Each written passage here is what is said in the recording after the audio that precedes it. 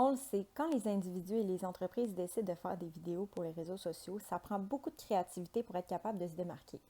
Mais est-ce que vous avez déjà réfléchi à la notion de droit d'auteur dans de tels contextes? La règle générale au niveau des droits d'auteur, c'est qu'on ne peut pas utiliser l'œuvre de quelqu'un d'autre sans en avoir eu la permission. Mais il y a quelques exceptions à cette règle générale. D'abord, on peut utiliser des œuvres dans des bases de données reconnues et qui, elles, sont soumises à des règles d'utilisation qu'il faut respecter.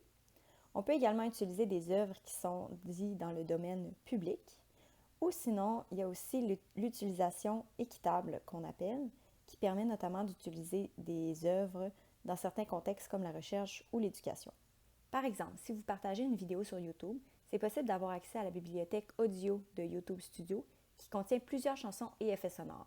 Et la licence de YouTube permet d'utiliser ces pistes audio-là dans les vidéos, même celles qui sont monétisées. Et aucune contribution n'est nécessaire. On ne peut cependant pas rendre disponible, distribuer ou utiliser ces fichiers musicaux-là de façon indépendante.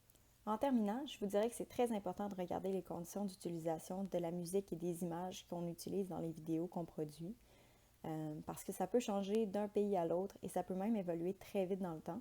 Et au besoin, je vous invite à vous référer à un spécialiste du droit d'auteur.